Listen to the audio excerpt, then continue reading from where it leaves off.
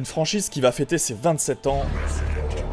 Et ses plus de 100 millions de jeux vendus à travers le monde entier s'est imposé comme l'incontournable du style survival horror, à un tel point qu'ils en ont fait une série de films. C'est à chier. Mais enfin, laisse les gens se faire leur propre avis. Bah tiens, voilà, t'as vu ? Allez hop, voilà, c'est à chier. Bienvenue, j'espère que vous avez la forme. Aujourd'hui, on va pas parler des films, mais plutôt de la licence vidéoludique de Resident Evil. Vous allez voir qu'un certain jeu très connu de la franchise a eu un développement tout aussi catastrophique.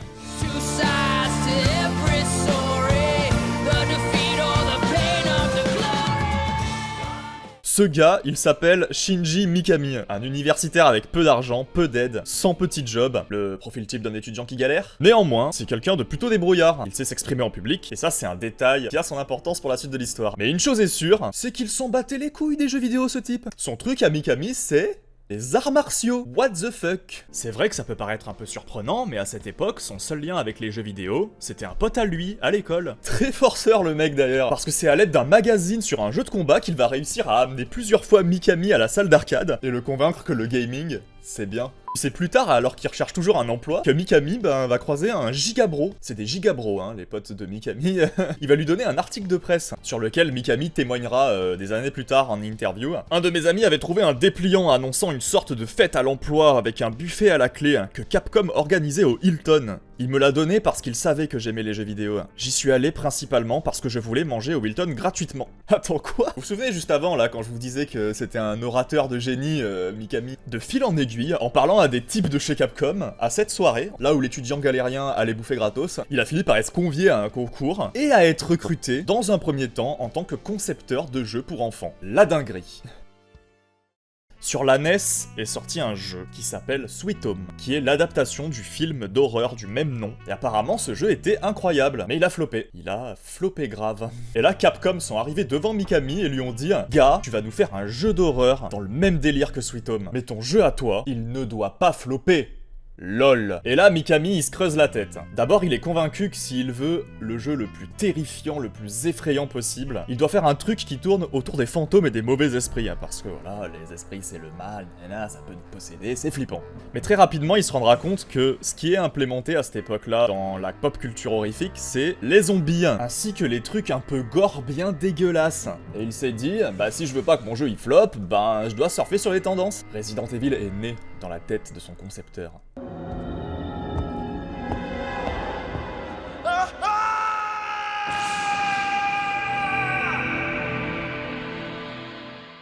A la base, Mikami voulait que Resident Evil ça soit un jeu à la première personne, car selon lui ce serait le point de vue le plus immersif et flippant. Mais Capcom ne maîtrisant pas encore très bien la 3D à cette époque, ils seront contraints d'utiliser la méthode des décors pré-rendus en 2D, à la Alone in the Dark. Donc je veux plus vous entendre ceux qui sont en mode Non mais vous comprenez pas, s'ils ont pris des points de vue fixes, ben c'était pour rendre le truc plus flippant. Parce que s'ils ont décidé d'utiliser des points de vue fixes dans les premiers jeux Resident Evil, c'est uniquement parce que techniquement, ils avaient pas le choix en fait. D'ailleurs c'est très drôle parce qu'en interview, Mikami il dit que encore aujourd'hui des gens lui disent « Mais c'est génial que vous ayez utilisé les points de vue fixes, c'était vraiment trop bien quoi, vous êtes trop des génies ». Et lui ça l'embarrasse parce que pour lui c'est pas forcément cool en fait. Mais un jour, après plusieurs jeux de cette licence qui cartonnent et cette contrainte passée, Capcom commença le développement de leur premier opus en 3D.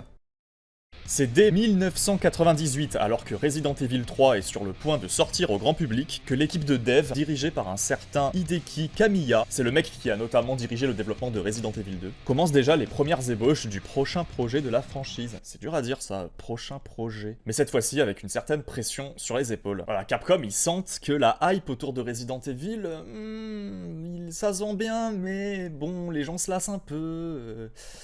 il faut du renouveau. Faites en sorte de développer un jeu qui se vend à 2 millions d'exemplaires minimum. Sinon, Resident Evil, c'est fini.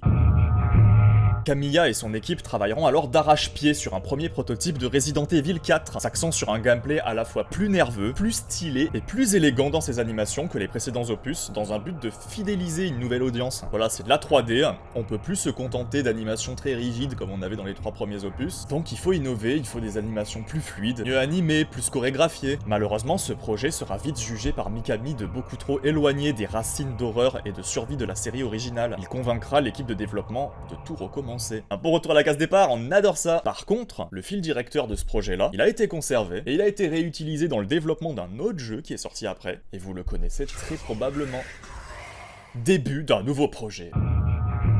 Nous sommes en novembre 2002 et Capcom annonce que 5 jeux de la firme sont en cours de production pour une sortie exclusive à la nouvelle console de chez Nintendo, la GameCube. Vous dites la GameCube, le GameCube? J'ai jamais su comment on disait. Je dis la GameCube perso. Et parmi ces 5 jeux, on retrouve évidemment un certain Viewtiful Joe. Évidemment, on retrouve Resident Evil 4. Et au moment de cette annonce, le développement du jeu est à un stade plutôt avancé. Pas moins de 40% du travail a déjà été fait. Au niveau du scénar, Léon était infecté par le virus T et devait se battre pour sa survie contre des zombies. Les mêmes zombies que dans les 3 premiers jeux. Et tout ça au sein d'un épais brouillard noir qui se répand au-dessus du monde. Un truc bien terrifiant quand même. J'ai même mieux, un brouillard qui était censé rendre l'expérience hyper angoissante et mystérieuse. Parce que oui, tout l'intérêt du jeu, la construction des niveaux, l'aspect horrifique, et c'était tout basé sur ce brouillard. En gros, tu prends Resident Evil 4, édition brouillard, t'enlèves le brouillard, paf, bah ton jeu c'est Minecraft. Mais vous le voyez venir, hein. Ce brouillard, les limites matérielles de la GameCube, ça fait pas bon ménage quoi. Projet annulé.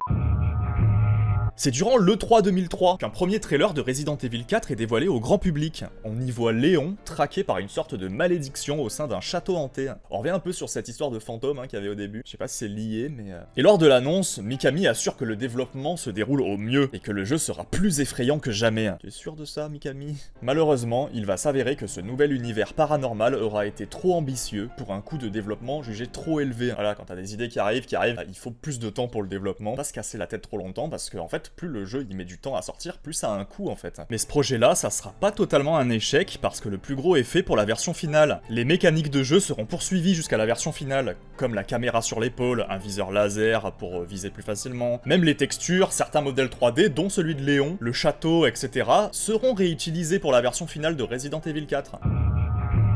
Bon, tout à l'heure, je vous parlais du passage de la 2D avec les décors plats à la 3D. Et ça, c'est un truc qui a pas mal divisé les développeurs au sein même de l'équipe. D'un côté, il y avait ceux qui étaient super contents de passer à de la 3D parce que c'était du nouveau, ils commençaient à se lasser de toutes ces années de travail sur la licence. Mais de l'autre côté, il y a ceux qui sont pas fans de la 3D, qui aimaient bien l'ancien système en 2D, et qui du coup sont difficiles à motiver, parce que oui, si t'as pas la motivation, bah ça patine quoi. À ce moment-là, c'est Mikami qui reprend les rênes de la direction, déterminé plus que jamais que l'ancien système Resident Evil a fait son temps. Il dit même avoir été nerveux en rejoignant à son dernier titre, Resident Evil 0. Il veut de l'action, il veut du bourrinage, il veut du sang. Il décidera également de donner un coup de neuf à l'histoire, en laissant de côté le lore autour d'Umbrella et du virus T, en axant son histoire sur un parasite et sur le côté malsain d'une secte. Et quoi qu'il en soit, le développement arrivera enfin à son terme après plusieurs années d'échecs successifs. Le jeu sortira en 2004 sur GameCube, puis en 2005 sur PS2 suite à la fin de contrat entre Capcom et Nintendo, dans lequel un nouveau scénario, Separate Way, sera ajouté. Puis la suite on la connaît, Resident Evil 4 c'est sorti à toutes les sauces, sur Wii, sur PS3, sur Xbox, sur Switch, c'est même sorti sur la Zibo frère. Unanimement acclamé à sa sortie, il sera qualifié de jeu de l'année 2005 par plusieurs sites et magazines spécialisés. Ça sera un jeu qui se sera vendu à 12 millions d'exemplaires au total, toutes plateformes confondues, ce qui est bien au-dessus des 2 millions que Capcom voulait à la base. C'est pour ça qu'après il y a eu d'autres jeux de Resident Evil d'ailleurs.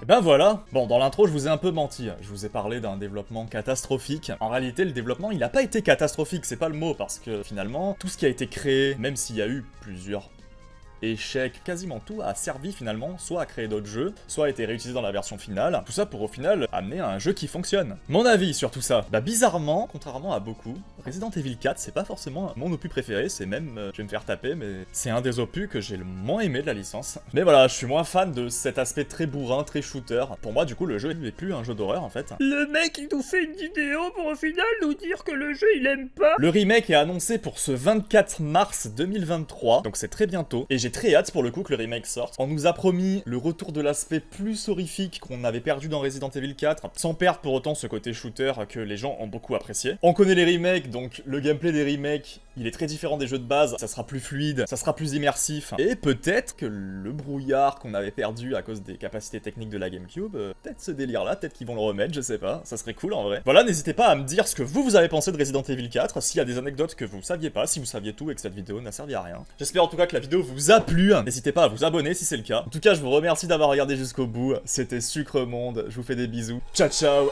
à la prochaine.